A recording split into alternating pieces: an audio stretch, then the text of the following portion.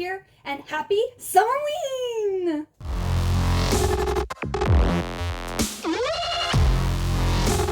So this here is going to be my Summerween readathon vlog, and this is a readathon that is hosted by Olivia Reads a Latte and Gabby Reads, and it is from July 15th through July 21st. So we have some prompts that we need to do, and I had changed my Summerween TBR slightly from my July TBR video, so let's go over what I'm going to be reading. Alright, so our first prompt is to read a book in the dark or at night.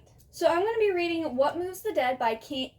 Kingfisher. And this is a retelling or reimagining of The Fall of the House of Usher by Edgar Allan Poe. And it's a really short, quick book. So I'm really excited to read this one. It just came out July 12th. Then the second prompt is to read a book with Halloween colors on the cover. So I'm going to be reading A Book of Night by Holly Black.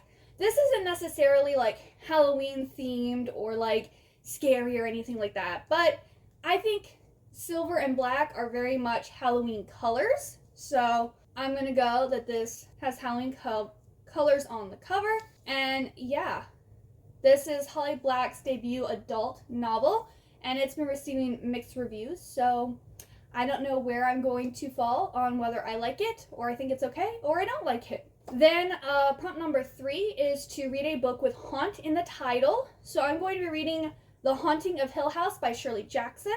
This is another really short book, and it's, I believe, about a haunted house, and it recently, I think in the past few years, was made into a Netflix series. So if you like haunted houses, you might like this. I'm not really into haunted houses, but I'm going to give it a go. The book anyway, I'm probably not going to watch the show. Prompt number 4 is to read a slasher, and I decided to go with The Mary Shelley Club by Goldie Moldovsky. This is about a girl who is apparently really into horror, and she gets invited to the Mary Shelley Club, and they do these like pranks on people, and things start going wrong and people start getting killed or dying or whatever. So I'm not really sure if it's exactly a slasher, but there's needless killing in it. So slashers, all about just killing a whole bunch of people, pranks going wrong, and killing a lot of people. It sounds like a slasher to me. Plus, I've really been wanting to read this book, so I wanted to get it on there. The 5th thing that we're supposed to do is to bake a spooky fall-themed treat. So I don't know what I'm going to make for that yet, but there will be baking also in this video. But that is the plan, and I think I'm going to start off with The Haunting of Hill House because it's short. I also am borrowing it from the library, so I want to get it done so I can return it, so other people can read it. And yeah, I guess I'll check in when I'm done with that.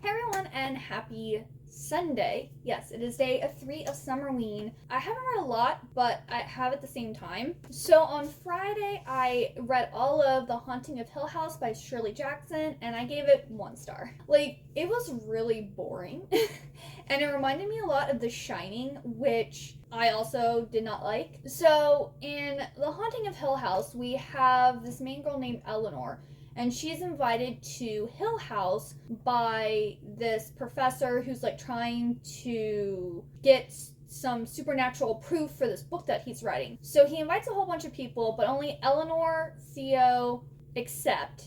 And then Luke is the nephew of the owner of the house, so he has to be there to kind of like, I guess, watch over things. And then there's the professor. The whole book is basically her falling into like being crazy, but it's almost as if the house has possessed her. But at the end, it makes it seem like she isn't actually possessed, she's just crazy. But it was really boring, and like all of the people in the book are like adults. Like I think Eleanor is like 32, the professor is like probably like 50 or 60, and then I believe like Theo and Luke are supposed to be in their 20s, and they all talk very unintelligently, and the conversations are kind of like really weird and didn't always make sense, but that also could be because Eleanor was an unreliable narrator, so what they were saying might not actually be what they really said, or the things that were happening might not have actually happened. But it was just, I don't know, I didn't like it. I didn't think I would. Like, I'm not really into like haunted house stories and stuff like that, so I chose a shorter book for that prompt because I'm like, I don't know if I'm gonna like whatever I read. I read it all, I gave it a chance, didn't like it. Then I have read some of Book of Night by Holly Black. I am currently 66 pages in, and this is really interesting. I don't want to say I'm enjoying it, but I'm not disliking it either. I feel like what this book is doing is really setting up this world and introducing us to Charlie. So it's like an introductory book, which aren't always my favorite. So I feel like either the second half is going to be really good, or once the second book comes out, the second book is going to be where it really like takes off. Because right now it's just kind of introducing the world and all about like shadows and how people can steal them and alter them. And there's these things called the Glomists, who I think like they're the ones who can alter your shadows, and like they have power over shadows. And our main girl Charlie has, it seems like she's been into like the occult from like a young age, and she's a con artist, a thief, and she's now trying to like go the straight and narrow and like be a good person and honest and like make her money honestly and whatnot.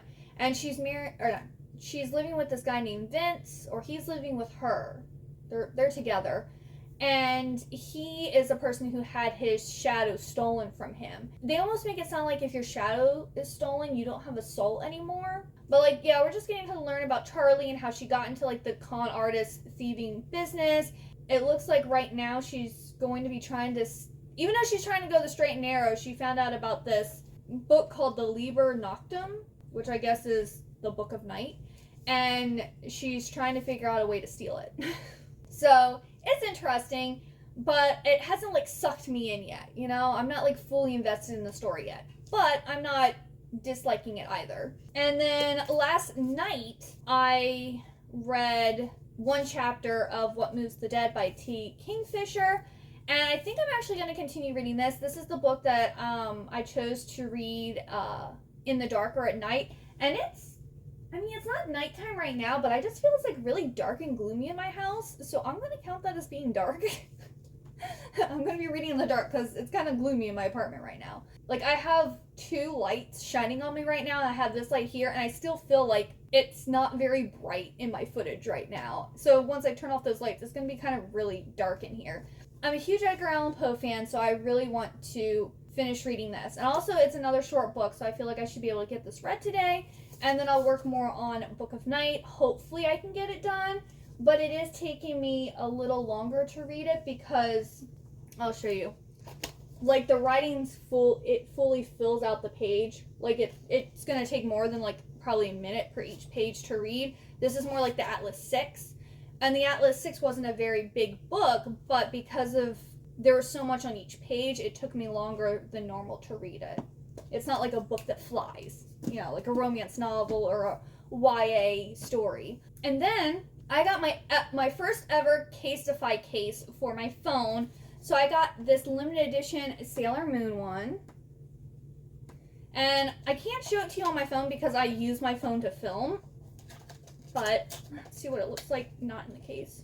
Oh, maybe it goes, oh, okay. Oh, FYI, you can just pull it out like this. So, okay. It looks like it's two separate parts. So this is what it looks like out of the case. So yeah, I'm excited to use that. I've heard, a lot of people talk about these and like have them on their channels and stuff and talk about how good they are. And also not only that, but in the past, I've had mostly Blackberries for my phones. So it's really hard to find like a cute case.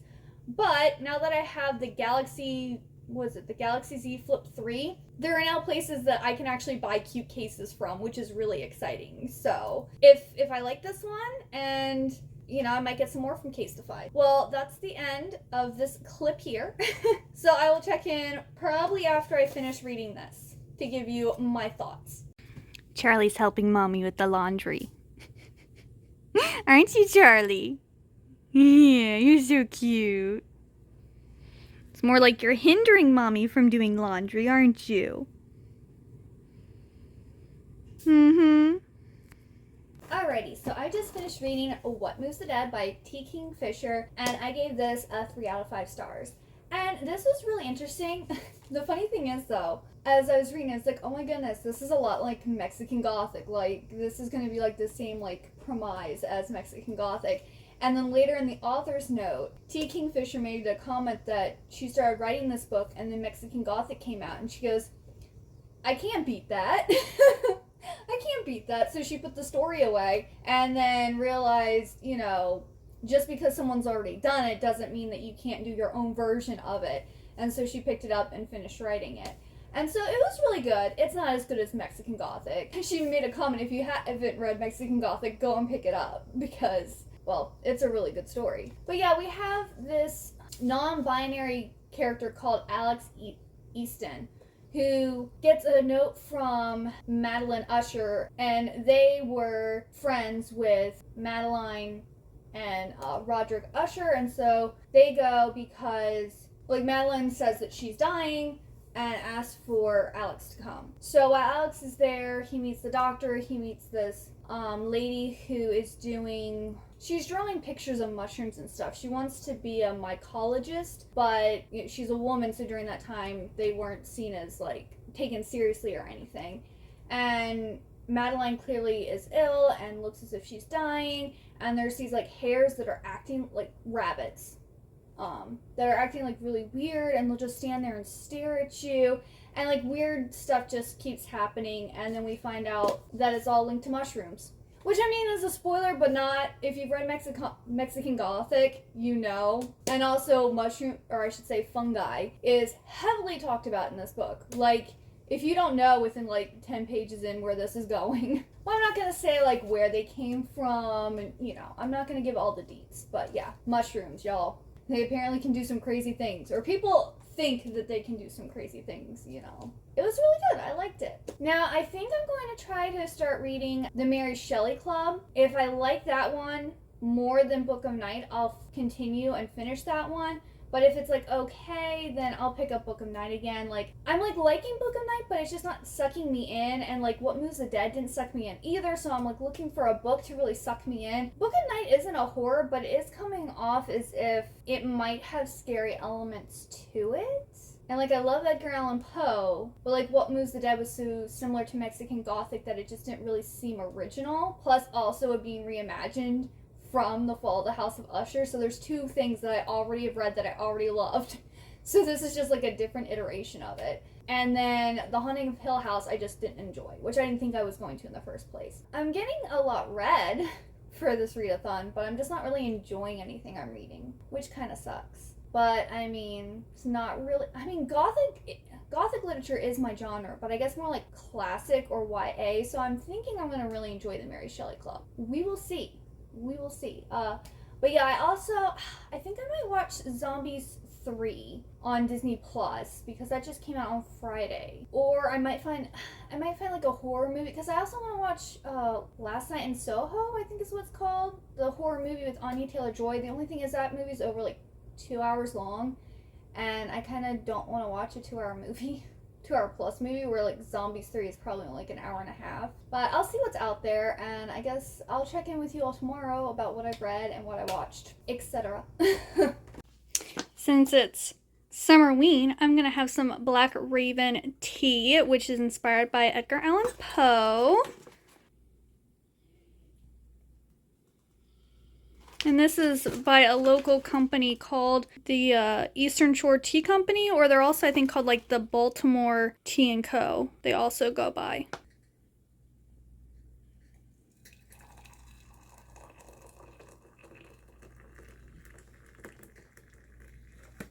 Alrighty, it is now it's Tuesday. No, it's Monday. So it's Monday, day 4 of a Summerween, and I have gotten a lot more read. Not a ton, but a lot. It was pretty busy at work, and I couldn't really like listen to an audiobook today, but when I got ready to like head off into the office for a little bit, I did listen to a little bit of Book of Night, and I listened to chapters 8, 9, and 10. So I got a little bit more into this. I'm now on page 84, chapter 11, and it's still interesting, but it's still hasn't pulled me in yet. But on the other hand, I started reading the Mary Shelley Club last night, and I'm really enjoying it. Like, I want to know what's happening. I want to know what's going on. I think I'll probably be able to finish this today. And actually, since it's only day 4, and this is going all the way till Thursday, if I'm able to finish Book of Night tomorrow, I might also be able to read For Your Own Good. I don't know, we'll see. So right now, I'm doing pretty good. But I'm currently 38% into the Mary Shelley Club, and I'm on chapter 20. It says I have like 3.5 hours left to read, and it is so good. Like, I want to get back to reading this post-haste. But we have Rachel, and she's recently moved from, I think, she lived in one part of New York, and she now lives in, like, Brooklyn, New York, and she goes to school in Manhattan. So, she's at this new preparatory school that's filled with rich kids. She herself is not rich. She's one of the teacher's kids, so her mom works there. And she had, like, this traumatic thing that happened to her, which I think might be part of the reason why they moved. It hasn't been explicitly stated, but I think that might be why they moved. She's, like, really having a hard time, like, making friends, and she kind of, all she wants to do is just watch horror movies. Like, she's really gotten into horror since this incident that happened. It's kind of, like, I guess desensitized her to, like, being scared or from fearing things. And she ends up noticing that there's these pranks going on.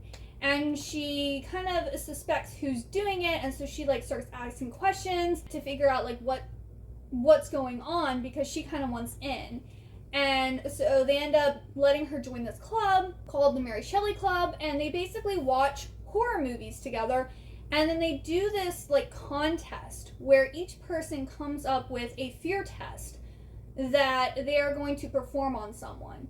So usually it's someone who's bullied them, who's, like, mean, or, you know, just not a very nice person. They figure out what that person is scared of, and they do this, like, prank to scare the person. Yeah, it's just really interesting. Apparently people are supposed to start dying from these fear tests. No one has died yet. We're 38% in. There's been 2 pranks so far, and no one has died. So I'm interested to see how it starts turning to people, like, dying or getting murdered during these fear tests. Who takes it too far, or is it an accident? You know, I don't know. But I'm interested to find out what is happening. So I'm planning on finishing that tonight. And then I don't know what I want to watch, because last night I ended up watching Zombies 3, and it was so bad. I like Zombie 1 and 2, and Zombie 3 was just like, it was so cheesy and so corny, it was making me cringe. Like, it had a good message, you know, about being yourself and about diversity and about accepting everyone. Like, it had a great message, but it was just so bad. Like, the music was kind of not that great. Like, I mean, it was a little catchy or whatever, but I literally was, like, cringing the whole time I was watching it. I was like, oh. But at the same time, I understand why they needed the 3rd movie, because Addison still hadn't figured out who she was. So as soon as somebody showed up on the screen, I was like, oh, okay, that's Addison's relative. Which, it happens, like, really on. I think, like, within the 10-15 minutes into the, like, movie, and I was just like, well, that kind of is, like, a letdowner. But I guess it's also a good thing that they've, like, dragged it out this long, so it's really, like, Addison's journey trying to figure out who she is, because she is different than everybody else. That was good. I don't know if there's going to be any more now. They've left it so that they can make more, but this one was just so bad. So that's what I ended up watching last night.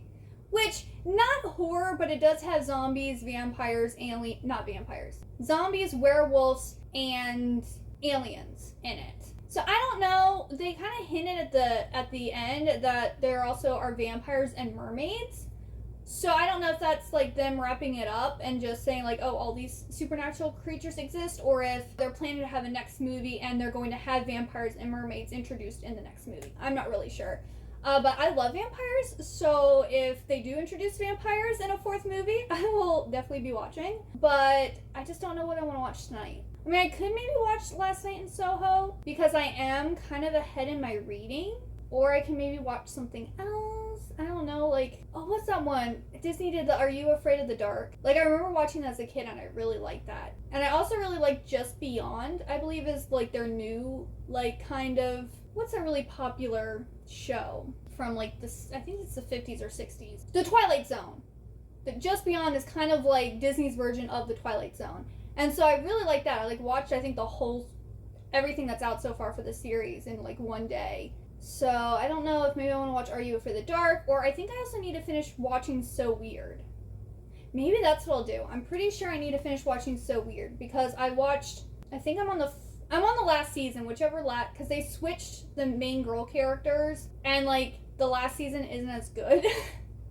So I watched part of it, but I never finished it. So I think I might watch like more of that today. That's what I think I'm gonna do. So yeah, I'm going to get to reading, and I'll check in once I finish the Mary Shelley Club.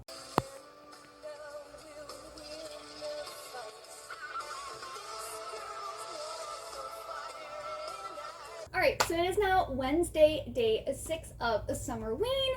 I didn't update you guys yesterday, but I got a lot of reading done. So I finished the Mary Shelley Club and I gave this one 4 stars. Like, it was really enjoyable. I use this as my slasher, and there are people who like get like stabbed and like murdered and stuff like that, but it wasn't like, you know, like when you watch a slasher film, like there's just a whole, you know, some crazy person going around like killing everybody. That wasn't so much the premise here. There is the Mary Shelley Club and there's something going on, and there's like more going on than like the main girl knows, which I totally didn't see like the person behind it or like the whole like big reveal thing at the end. Like didn't know at all. I was kind of completely shocked. I don't know, I just really enjoyed it. It was a really quick read. I wanted to keep reading it. I didn't really want to put it down, hence why I've gotten a lot read. Yeah, it was just really, really good. And it's not very like gory, it's not really graphic, which a lot of like, I guess normal like horror stories can be a little too much in my opinion, but this wasn't because it was a YA story. So yeah, I really liked it, and I think I might check out more books by this author because I did really like her writing style, and I liked the main character Rachel. I recommend the book. And then I finished Book of Night by Holly Black, and this one I give 3 stars. It was very enjoyable. Like, I liked the idea, I liked the concept, I liked our main character, Charlie, and I also liked Vince, who's, I guess, the love interest or our second main character, because we both get Charlie and Vincent's past, and then they're going to be, I think, together more in the next book, because I heard this is supposed to be a duology, so there is another book for this, but it never really sucked me in. I was never, like, fully invested in it. Like, I was like, oh, this is interesting, I like this is cool, that's a cool idea, but I was never like, oh, this is so cool, this is so amazing, I love it. So that's why it's getting 3 stars, because I did enjoy it. It was different and enjoyable, but it just didn't blow me away. I kept on like, I'd read like 2 or 3 chapters and then look at my phone, and then read like 2 or 3 chapters and look at my phone. Like, it wouldn't hold my interest, even though I enjoyed it. It also really wasn't that quick of a read either. It did take me a while to get through this. Like, I thought I would be able to finish this and start another book, but that didn't happen. I did finish that. And then I have started reading another book. I started reading For Your Own Good. And, like, this is a super quick read. Like, so quick. So I'm currently 65% of the way in, and I have less than 2 hours left. I was just like, I was reading, and I'm like, oh my goodness, I'm almost done. That's crazy. But this is actually really good too. Like, I really like the writing style. We're getting a lot of people's perspective, but Teddy is our main person. And he is this teacher who recently got Teacher of the Year at this, like, elite prep school called Belmont. And he kind of wants his students to succeed. And he doesn't like the students who, I guess the ones who are kind of smart and know that they're smart. That's how I'm taking it. He takes it as, like, they're selfish brats who don't really care, and, like, they're smug and all this different stuff. But I feel like it's those kids that are like naturally smart, and it almost seems like to him it seems as if they don't have to try that hard, and that like angers him. And then he also doesn't like it when parents try to like come in and like get him to change the kids' grades, because all these, you know, kids that go here, their parents want them to go to Ivy Leagues, they're expected to, you know, become important people in the future, and they have to get good grades to do that. Well, there's certain people that Teddy doesn't like. And so he has been messing around with the plants in his yard that are poisoned. And let's just say he accidentally kills someone. Or at least I haven't finished it yet, so it seems like he accidentally killed someone. But there's also 2 other suspects involved too. And then he ends up going after the person that he was actually intending to hurt. Like, initially, he didn't intend to kill anyone. His intent was not to kill. But things have spiraled out of control since then. And it's just fascinating because I will say the book is a little predictable, though. Because, like, starting off, like, Teddy would be talking about something. I was like, oh, he's going to do this. Oh, he's going to do that. I'm like, am I a sociopath or is he just too predictable? Like, I don't know. Because I was just like, oh, well, if I was him, I would do this. Not that I would ever actually do that, because, yeah, that's wrong, and I don't want to get to jail. But, like, if I was going to do something, that's what I would do, type of thing. Which, I mean, don't most of us, if we watch, like, read a mystery story or, like, watch a show, be like, you know what, if they had done this, they might have gotten away with it, type of thing. Which Teddy's getting away with stuff right now. I'm interested to see if he does get found out or if someone else does get blamed for what he's doing. Because right now I'm not sure. I'm not sure what's going to happen. And I'm like, ooh. So I really want to finish that and find out what happens. And then Summerween is not over. There's still another whole day. And I'm going to definitely finish For Your Own Good tonight. So I think I'm going to pick up The Cure for Dreaming by Kat Winters. I was actually planning on reading this last, like, October for the Halloween season, and I just didn't end up getting to it, and I've had this on my shelf for a while now. Like, I keep on, like, every October, I'm like, oh, I need to read that, and never get to it. So this has been on my shelf since 2014, so, like, 8 years. And it's not that I haven't wanted to read it. Just for some reason I've never picked it up, so I'm going to pick it up and read it now. But this says, Olivia Mead's father wants to eliminate her rebellious thoughts, but the hypnotist he hires to stamp out her independence ends up giving her a gift, the ability to see people as they really are. Monsters, victims, madmen, friends. Terrifying and enlightening, Olivia's visions tell her who is trustworthy and who is dangerous, but only she can find a way to make her mind her own again. Yeah, this is a YA book. It's done by the same lady who did In the Shadow of Blackbirds, which I did read that book when it first came out, and I really liked it, and that's why I picked up this one. And then I also want to get, I think it's called Odd and True. I really want to read this. And then also both Monday and Tuesday night, I watched more of So Weird. And I said that there was 4 seasons. It's actually 3 seasons. So Fee, who was the main character in season 1 and 2, she left. She does make special appearances, or like Annie, who's the main character in the 3rd season, like, communicates over, like, internet with her. But it, like, after the 3rd season with Annie, it didn't continue on. And it's basically like X-Files for tweens. I really enjoy it. It's like one of those where it's kind of predictable, but it's still interesting to figure out what happens. And it's like, why do all these strange things? Like, they just so happen to show up in this town and this strange thing is happening. Why? And also, there was this one episode about, like, this family friend, I think her name's Margaret, and she shows up at their door, and she tells them that there's a ghost trying to kill her, because the ghost keeps on telling her, you're dead. She's an old lady. She's probably, like, 80, okay? And this ghost is telling her, you're dead. Her husband is dead. 5 minutes into the show, I'm like, oh, I know what's going on. And then it was really weird because I don't know if anyone's gonna watch this, so spoiler real quick, but I mean it's like a 20-some episode in season 3. But Margaret's husband who died is telling her that she's dead, and she died 5 days ago.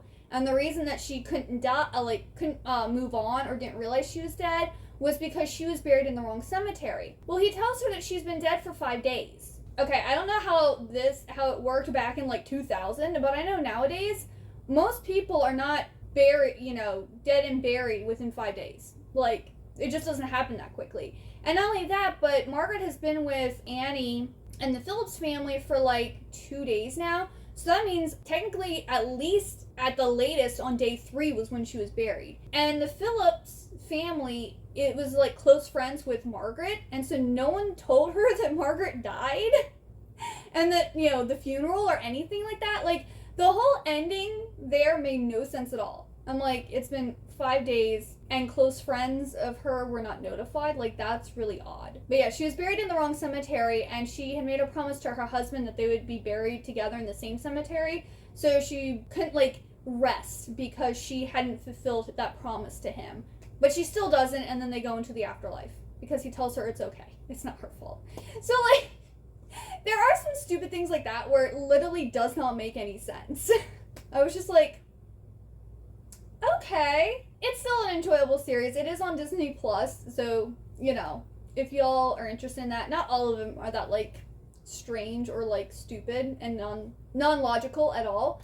Some of them are actually pretty good, and, like, they're different from other, like, supernatural things that I've, like, read or seen in shows. You just have to take it. It is a little kitschy. It is from, I think it's started in like 1998 or 1999, so it's an older Disney show. It was my childhood growing up. So I'm gonna get back to reading because I want to find out what happens to Teddy in For Your Own Good, and I want to start my next book so that hopefully I can finish it tomorrow before Summerween is over. So I will check in with you later. Hey everyone, it's the last day of Summerween, but I'm not closing this out yet because I plan to read until the end of today, and I also still need to make my fall/Halloween treat. So that will be probably after this clip here. I have got more read. I did finish For Your Own Good by Samantha Downing. This one I gave 4 stars. Really liked this one. Like, at first it was very predictable, but then it got really good at the end, and like I feel like there were a lot of twists and turns and like unexpected like villains type of thing. So it was really good. I really enjoyed it, and I literally read it in one day. It was such a quick read. Like, I was shocked. And then I started to read The Cure for Dreaming by Kat Winters, and this is set during the Victorian era. We have our main girl Olivia, and on Halloween night, which is also Halloween is her birthday, she goes to this mesmerism or hypnotist like show, and she gets like hypnotized, and then her father, who is your typical misogynistic white male, does not like the fact that his daughter is interested in the suffrage movement and that she like wants to wear bloomers to ride a bike and to go to college. Like, he thinks her place is to get married and pop out babies, which she's not opposed to getting married and having children, but she thinks she should also be able to work and go to college and vote and everything, you know, equal rights. So her dad ends up hiring the mesmerist, Henri Reverie, to hypnotize his daughter to accept the world as it is and for her to accept her place as a woman and all this different stuff. And of course, Henri, he changes it a little bit so that now when she sees people, she sees them for what they really are. Like, her father is not a good person, so he's like this terrifying creature. And like, she sees a lot of women who are like almost like ghosts, like they're disappearing. Then there's like some of the women who are actually like in the suffrage movement who are like glowing. They look like a light bulb type of thing. They're woke. So it's very interesting to see, like, this is definitely a commentary on like how women were treated in the Victorian era, which then, you know, we can kind of still see like how some people still think like what a woman's place is supposed to be. So this is a very interesting read, and of course there's a little romantic thing going between her and the mesmerist. Yeah, I'm almost done. I'm on page 246, and it's like 342 pages, so I have a little less than 100 pages left to go, so I'm definitely going to be finishing this tonight, and probably actually fairly shortly. I do have to go grocery shopping. If I get this done quick enough, I might also read some manga too, so I might be able to get a lot read during summer week. I don't know, because I do have to bake, and I have to go grocery shopping, so we'll see. I'm really liking this so far. I don't like, this is your typical like YA with a good message to it, so it's not like blowing me away, and I'm not like loving the characters or anything, so this is probably just gonna get a 3-star too. But we'll see. Who knows? Maybe the ending will like knock my socks off or something. We will see. But it's still a good read. I really like it. Alright, so I'm going to make my pumpkin muffins. So these are our ingredients. We got our eggs. We got our Simple Mills almond flour pumpkin muffin and bread mix. I'm going to be making mini muffins. I've got olive oil. And then when I made this for spring flingoween, it wasn't pumpkin spicy enough. So I'm going to add more pumpkin pie spice. I'm hoping making that change will make these extra delicious. We'll find out. Alright, so my muffins are done. So let's see how these taste with me putting more pumpkin spice in them.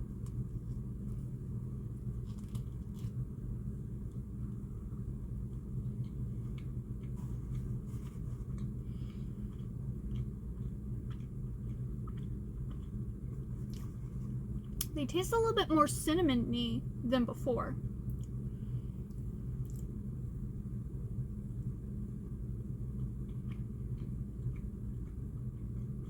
I'm definitely getting more cinnamon this time.